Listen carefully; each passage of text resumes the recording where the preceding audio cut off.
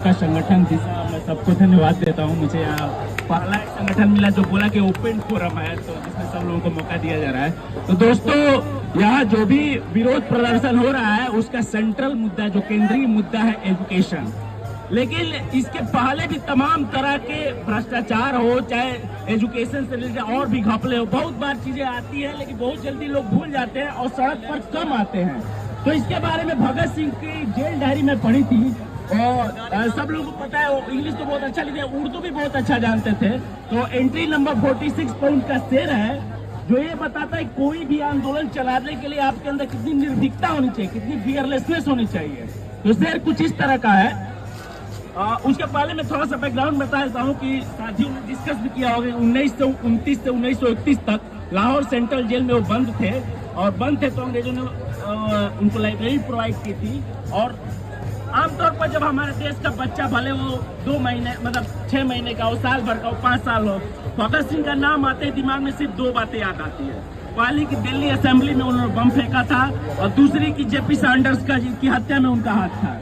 लेकिन दोस्तों, जब ये मैं स्लोगन पढ़ा तो उनकी किताब का मुझे एक चीज याद आ गया कि बहुत कम लोगों को पता है कि भगत सिंह ने ये सब रास्ते छोड़ दिए थे, और वो सबसे बड़े, इस देश के सबसे पहले और सबसे बड़े सोशलिस्ट लीडर कोई हुआ है तो भगत सिंह थे। तो उनका ये कहना था कि revolution does not necessarily require sanguinary strike, बने जो क्रांति का मतलब हमेशा एक खूनी संघर्ष नहीं होता है।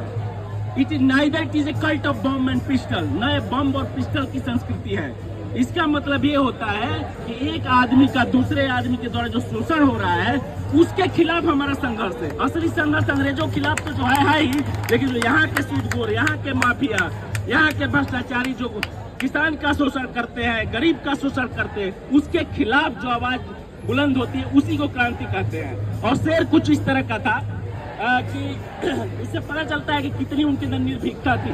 जैसे वो जेल में सभी विचारकों को पढ़े, लेनिन को पढ़े, मार्क्स को पढ़े, दोस्तोयेव्स्की को पढ़े, ट्रॉट्स्की को पढ़े, उमर खयाम साहब को पढ़े, गालिब को पढ़े, और खुद अच्छा उर्दू भी लिखते थे।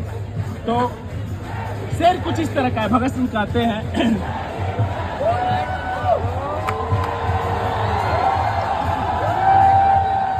कुछ इस तरह का भगत सिंह के जो के बारे में जानना चाहते हैं, जरूर इस बात को सुने, उससे प्रेरणा ले। भगत सिंह कहते हैं, तुझे जिबा करने की खुशी, तुझे जिबा करने की खुशी, जिबा बोलते हैं कत्ल करने को, तुझे जिबा करने की खुशी, मुझे मरने का शौक है।